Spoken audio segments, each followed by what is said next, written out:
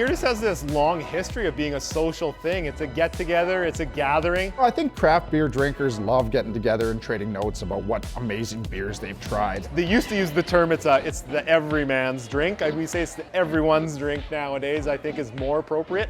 And we've really tried to buy into that. We think beer should be for everyone. We see beer as being something that is very connected to where we live.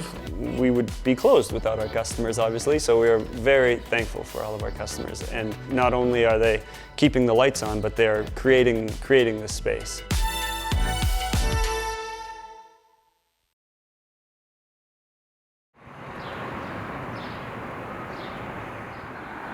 What does community mean to me? I guess, like, you know, everybody having a place that they're able to gather, we're able to provide that, which is really great. There's lots of fun anecdotes over the years. We had a employee and neighbor. She used to live right next door. Her kids were in elementary school, pretty young, and the teacher said, "Your kids keep saying that they go to the brewery like after school and stuff, but it sounds more like a community center." They said there's like video games and juice boxes and stuff, but they're saying it's a brewery.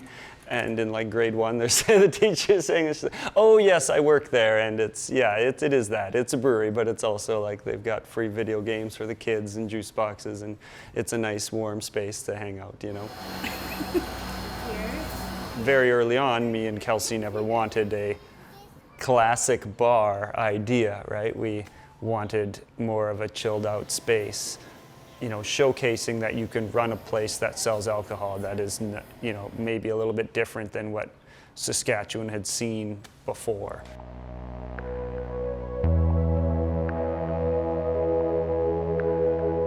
It's almost unfortunate that we have to say those things out loud, I would say, but as a straight white guy, I understand that other people are experiencing things all the time that I'm not. So for me, it seems obvious, but it's not, because people are still experiencing those things. So making sure that at the very least, that if people are experiencing those things, it wouldn't be happening in our business.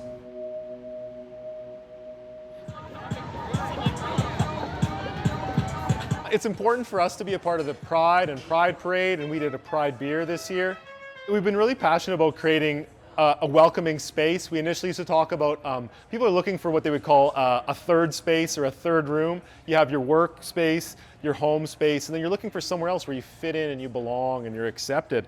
And so we've really tried to buy into that. We want to expand the areas and the rooms and the tables and the conversations that are happening to partner with breweries and the pubs to say, hey, can we talk to your staff? Can we put these coasters on the table? Can we ask you to expand these conversations into your space? Folks even say there's nothing that can't be solved over a beer, you know, and I've frankly had some really tough conversations in this room. As much as we get along, sometimes we have some really, really tough conversations. I think there's been a lot of work I can speak specifically about downtown and surrounding pubs and breweries. They have been some of the first to approach about training, upstander training about gender-based violence, to have toxic and healthy masculinity training done within their staff setups. When we were picking the name, it was important for us to pick a name that reflected the Indigenous worldview. I'm a Métis guy. It's a big part of what I do. In my other career, I work for Métis and First Nations people. It was really important for me to reflect the Indigenous viewpoint of this place, of our city. We wanted to pick a name that existed prior to contact, and so that's why we picked Pile of Bones. We anglicized it, figured that made it a little bit more approachable, but it was very important to us. It's part of your social license, really, to operate in the city, and to be successful. I think you really have to be part of the community, and that means going out and doing stuff. You can't just sit back and say, I'm part of the community. If you're just in there spending high dollars on marketing and cramming what you're doing down people's throats, it's not resilient, it's not fulfilling from my perspective. Whereas being a community driver and a community builder gives you that higher sense of purpose as you're growing something and you're leaving a legacy, building a legacy.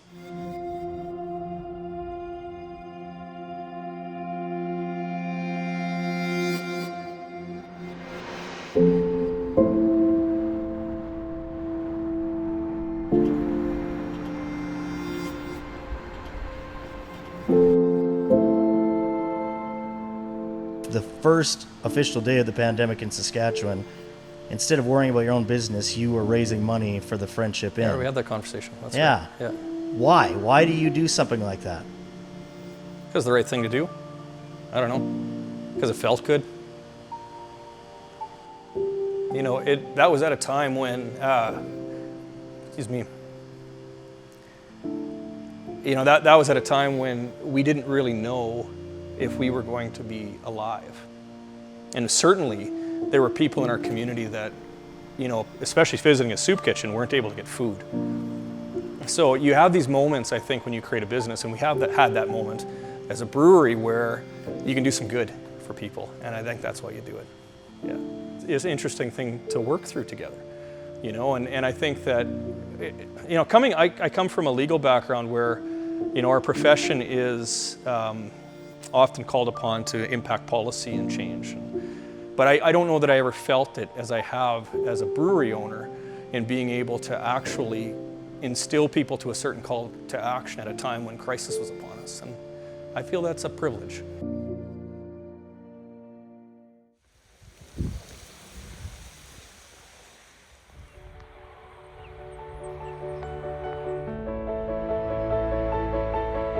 Community is one of the things I think about, for sure. And Nokomis is, you know, they're in their community, they bring lots of people to their community.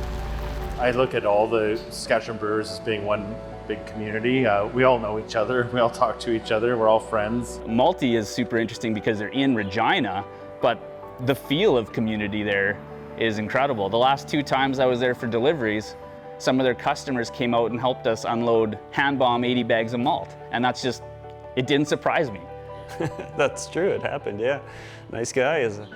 Came out, he was having a beer with his dad, and they were both farmers, so we were talking, and then the dad was talking to Matt about farming, and the son came out and hauled some bags of grain. We gave him some free beer, and yeah, it was great. I mean, that's community. It goes back to kind of that connection of making something, making our product, growing it, seeing it come up through the year, hoping for the rain, like doing everything you can to make it the best that it can be. You're putting kind of the blood, sweat, and tears in, and then the beauty is you're handing it off to someone that you know that is just as passionate about their end of the equation. Those people, with their passion, they become friends. We try to be relatable ourselves. We try to be here in the community. You can come into the bar, and sometimes I'm here behind the bar. I'm maybe not the best bartender, but I'm here.